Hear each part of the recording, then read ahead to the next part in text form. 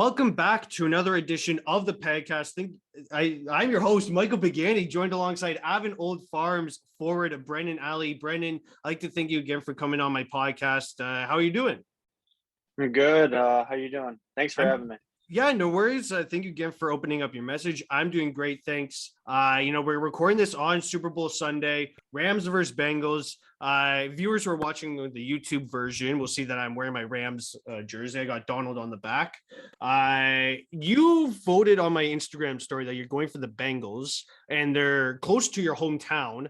So I got to ask, why are you going for the Bengals tonight? Yeah, Bengals are close to my home. Joe Burrow's been winning his whole entire career. I think he could win tonight. So I don't know. Yeah, I think the Bengals stand a pretty good chance at, winning. I think, this is a great Super Bowl matchup where you can't hate either of the quarterbacks. It's not Tom Brady. It's not Patrick Mahomes. It's just the quarterback matchup that everyone likes. Yeah, it's a great matchup. I'm a Bears fan, so I'm not happy with their season, so I'm rooting for the Bengals instead. Well, getting into our podcast portion here of the interview, how has being back in the arena with fans this season brought a sense of normalcy into your life? Yeah, having fans back in the stands has been great. The whole entire Avon student section, they always come out and they help us win games. And just a year ago, playing with no fans, it was a lot different. It was super tough. The games, it had a lot more emotion in the games because there's no fans watching. So just to have them back, it's been great.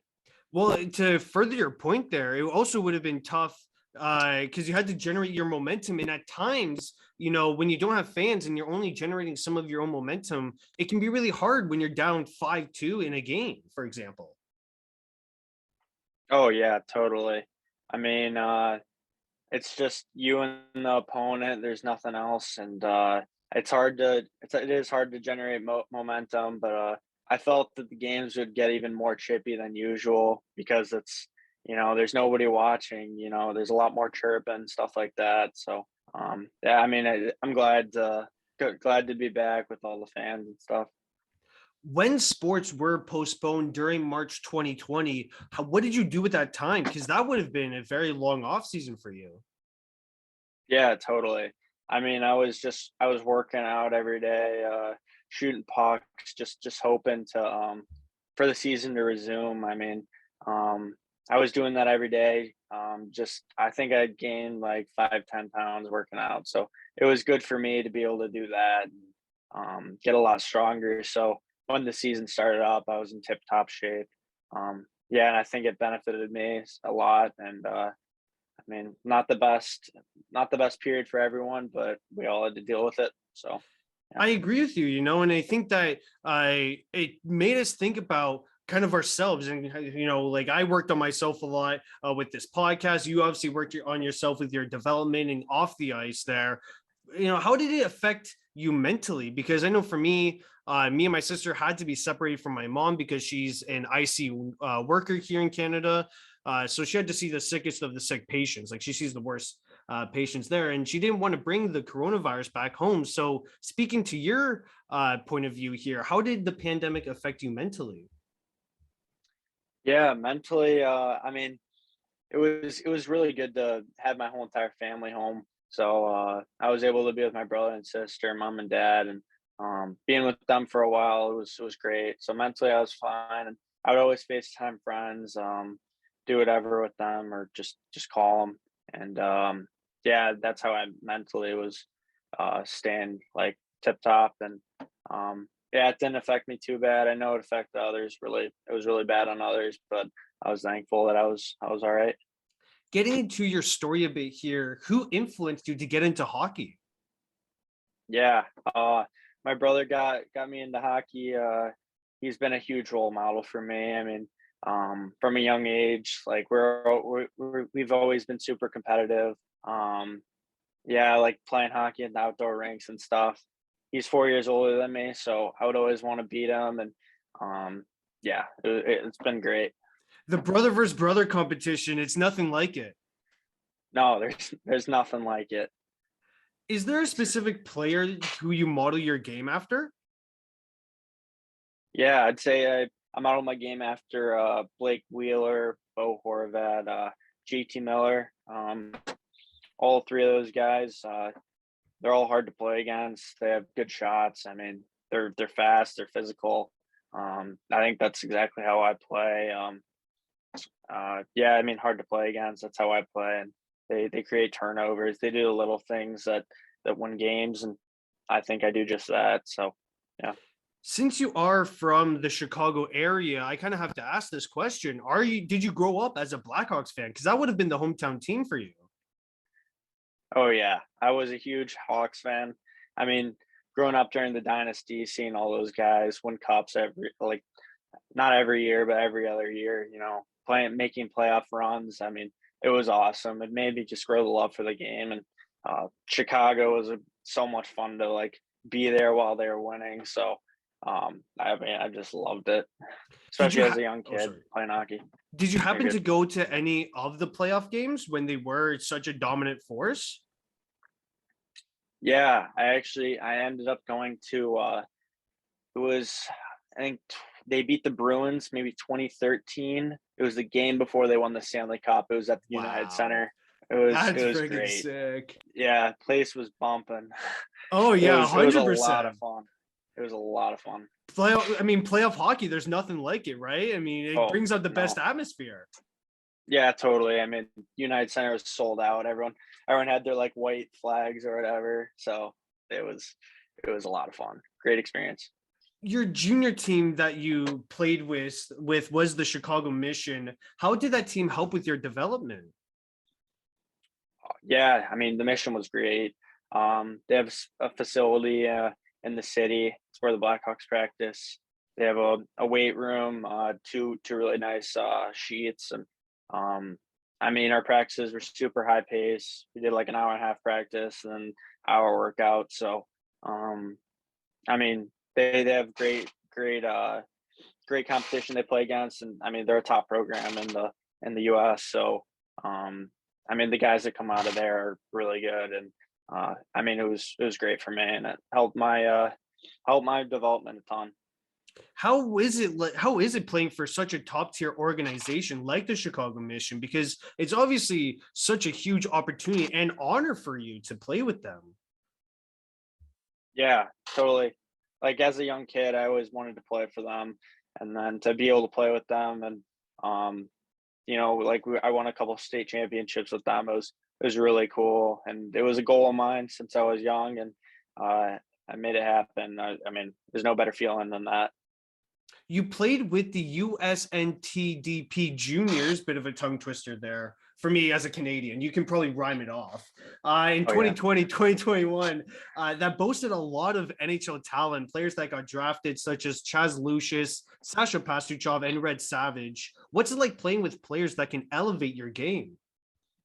yeah. I mean, playing with the top guys in the country, like I got 3 months with them last year, so being able to practice with them and play games, it was an honor wearing the USA sweater, and those guys are gonna have careers in the NHL and have great college careers, and yeah, it was just really cool just working out with them and playing with them and be able to play games with them. It's a lot of fun. It must have also given you kind of a perspective into how they work out, how they go about their day, because they're obviously really good hockey players since they did get drafted to the NHL. Yeah, totally. I mean, they're super serious about their development and they take pride in that. And I mean, just to see how they go about their business, you learn a lot from that. And it's helped me. You also played for the U.S. national U17 team, which consisted of a lot of the same players from the junior team. Is that comforting at all going into the locker room, knowing that some of the guys from the other team? Yeah, totally. I mean, I got used to their systems and knew how they run things last year, and played with a lot of the guys on the team last year. So being able to play 2 games with them this year, it was easy to step in because I'd already done it, and yeah, I mean, great experience for me. You've also appeared in games for the U.S. National U18 team this season. Does it help that there isn't a big roster turnover so that you can kind of carry in some of the chemistry that you already have established? Oh yeah, yeah. Like I said, I mean, just knowing the systems, knowing how the players play, it just helped me a lot. And um, yeah, I mean, those guys are gonna make have extended careers in the NHL, and um, so it was really cool just playing with them, being on the same line as them. How have you found this season with Avon Old Farms? Like, have you found it a bit difficult? Have you found it a bit easy? Yeah, I mean, I'd say the prep school is it's a little bit different than AAA, but I'd say it's not easy. It's not super hard. I mean, it's pretty hard, but I mean, our team's playing great right now. I think we're 18-1 for the best team in New England. So um, I mean, we're firing on all cylinders right now. And yeah, I think we just gotta keep going and win these like 6 games coming up, and then we have New England playoffs, so we got to get ready for that. Best team in New England, no big deal there. Kind of a boasting there. I love that. How have you guys been firing off on all cylinders? Like, what has been working so well for this team this season that allows you to say that? Yeah, totally. I mean, we just I think our team's super deep. We got good defensemen, and we all buy in. We all buy into the systems, all how our Coach Gardner, how he runs things. So we all just buy in, and we capitalize on our opportunities. I mean, that's what we've been doing, and we got to keep that going, and I think we'll be good down the stretch. Playing in different leagues offers a variety of perspectives. Have you had to make any adjustments to your game playing in prep school? Yeah, I'd say game's a little bit more physical. It's fast, it's fast paced. I've been focusing on playing super fast and playing physical, and moving pucks, and just buying into what our coach says and what he thinks works best for our team. So um, yeah.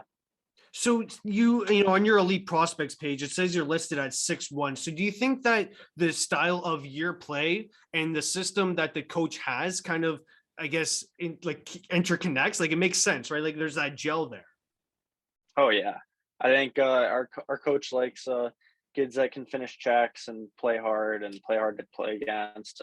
I think yeah, my game fits how he likes to play the game, and yeah, I just buy in there. You moved out east to Connecticut. How big of a move was that for you? Yeah, that was a huge change. Leaving my friends from Chicago and leaving the mission, um, and leaving my parents too. So it was a lot different. Took about like a month to get used to, but I mean, it's great now. I know all the kids. I'm friends with everybody in my hall and all the kids on my hockey team, and we're playing great hockey right now. So I'm loving it right now. In your most recent game, or well, I mean, not in your most recent game, but a couple games back, you guys beat Frederick Gun School 5-2. What worked well with the team? Yeah, I mean, they matched us in shots, so they played us really well. So the score didn't really match up how the game looked, but I mean, I think we had more grade A scoring chances than them, and we buried our chances, and that really helped us just burying our chances, even if it's a close game and the other team's playing pretty good. Like you just got to bury the chances you get, and that's what we've been doing.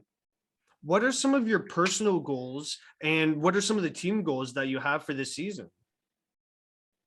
Yeah, I'd say my personal goals align with my team goals for sure. One of my personal goals is to win New England's, and that that's coming up here. So our whole team's buying into that. And then some personal goals, just got to develop. Got to get ready for next year, and got to get ready for Notre Dame. And um, yeah, I mean, I'm just trying to get bigger, stronger, faster, and then just got to use my shot better. And yeah, that's how I'm trying to get better. You guys also recently played Deerfield Academy, which you guys beat them 3-2 on December 12th previously before this one that you guys did just play, which was a 5-2 victory. Are close games expected among the two teams? Because you kind of mentioned to me that Deerfield isn't really that good this season. Yeah, I mean, they've Deerfield, they've had a lot of close games with teams. I mean, they're really hard to play against. They're an older team, they're physical. They've had a historically they've been a great program. So I mean, yesterday they packed the barn. It was a tough game. It was 3-2 going to the third, but I mean, we just like going to the locker room. We're just like we just got to score our chances and we'll be good. And we did just that. When you're going up against teams that aren't up to the level as you guys there this season, do you kind of feel as though you guys get into a trap game scenario? Yeah, I mean, they definitely just try and pack it in. Like, they're a lot of teams that play against us. They're gonna give us our best game, and they're gonna give their best game, and they're just gonna play a lot of defense, just kind of try to play defensively, and then when they get their chances, they're gonna try and bury. So, I mean, we've definitely had a couple games like that, but I mean, you just gotta like be super persistent, and then once it keeps going, you're gonna eventually score, and we've had success with that. Over the spring break, you are going to play for the Lincoln Stars in the USHL. Have you watched any of their games to get accustomed to the systems they run? Yeah, so I played 2 games earlier with them, and I'm used. I kind of know what they like to do, some of their systems, and all the stuff they like to do, and it aligns with how we like to play at Avon. So super easy to go over there and play with them. They've been having a great season so far, and I'm looking forward to playing with them in the spring. Speaking of looking forward to, playing with them, but like, what are you looking forward to most? Like, are you looking forward to meeting some of the guys to just get your feet wet in the USHL? Yeah, I mean, a little bit of both. I met some of the guys, and I'm excited to play in those games. Playing in front of those fans, and the USHL is a fun league to play in front of, and I mean the pace of play. I mean, I'm excited to play with those players who are super skilled and really good, and just want to start getting used to playing in those games. You are a Notre Dame hockey commit. How did you come to that decision? Also, by the way, like, congratulations for making that decision. Thank you. Yeah, so Notre Dame, it's right next to Chicago. It's 2-hour drive, super easy. I mean, my grandparents live out there. They live like 2 minutes away from the rink. It was the best of both worlds. And when I went to visit, great facilities, super nice rink, playing the Big Ten, and coaches there are great. I mean, they just harp on development, getting better, and yeah, I mean, it was an easy decision for me. Some of the notable Nd alumni include Dave Poulin, Kyle Palmieri, and Anders Lee. What's it like going to a school that boasts such talent? Yeah, I mean, it's really cool. I mean, it'll be cool playing at Notre Dame, thinking that those guys have been in the same spot as you and they made it to the NHL. They're great. All those guys are great players in the NHL, and yeah, I mean, that's just really cool. You are a draft prospect for this summer. What are you doing to get to prepare for that? Yeah, I mean, I'm not really worried about it. First goal is to win New England's, and hopefully that happens. It's coming down the stretch. I think it's in a month, and it'll be really good. And then once New England's happens, I'll worry about the draft later. Can't let it Well, affect your game. Well, I mean, I love that mentality that you bring up there, because a lot of the time I feel as though that some prospects kind of allow the draft process to get to their head, and that affects their play, like you mentioned. And, it's always good to see your mentality of it, kind of just pushing that side, that aside and focusing on New England's for the time being. Yeah, totally. I mean, I just haven't looked at it, because if you look at it, you'll play differently, and just got to play your way, play for the team, and got to get the W's. As we're closing up this interview here, kind of what I like to do is ask these kind of fun questions here with my guests. If you were to play another sport, what would it be? I would play lacrosse. I played lacrosse all through middle school, and yeah, it's a great sport. I quit because just to focus on hockey, focus on my goals of playing Division 1 hockey. Um, but yeah, I would play lacrosse, so it's a lot of fun. Well, I mean, that must mean that your hand-eye coordination is top tier then, right? It's pretty. I think my hand eye is good. Yeah, from Oh, lacrosse, it's helped me a lot. Playing different sports, I think it helps. Helps with hockey. another thing that you can cross off that list there is, your goal to play D1 hockey because you are committed to a D1 school there with Notre Dame. Yeah, totally. I mean, having a goal in mind and then being able to accomplish that goal it was I was super excited. My family was super excited for me when we made the decision, and yeah, it was a dream come true. Who do you kind of room with on road trips? Because I know that sometimes it can be really long. So I'm not sure if you guys stay over or not. And that's why I kind of wanted to ask that question. Yeah, all of our games are super close by. I think the furthest we went was an hour and a half away, so we don't have to do road trips, which is super nice. But I have some kids in my dorms, Matt DeMarsico and Sam Court, both great hockey players, and I get to hang out with them every day, and yeah, it's great. And are those guys, I like, sorry for obviously not knowing this, but are those guys kind of on your line or do they play other positions? Yeah, Matthews, he's on my line. He's a Penn State commit, and then Sam Court, he's a UNH hockey commit, and we play on the power play together. He's a really good defenseman, and yeah, it's a lot of fun. Well, that's good that you get to develop that chemistry with the players in your room because you do get to see them on the ice at the same time. It'd be a bit different if you had two other guys that, weren't seeing the same ice time as you. Yeah, totally. Playing with them, it's cool to like room with guys that you're playing with. It's cool because our team, we all go to the same school together. We go to lunch, we go to classes together, and then we're at the rink together. So it really just I think it just helps chemistry a lot. And, we've been winning games, so I think that goes to show that it helps a lot. As we're closing off this interview here, Davey, do you have any advice for younger hockey players? Yeah, I would just say work out, get stronger, shoot pucks, do the little things outside of the rink. That's what makes the difference is the little things that differentiate yourself, and watch a lot of hockey. Well, I'd like to thank again Brennan Ali for joining me on today's podcast. Thank you again, Brennan. Thank you so much for having me.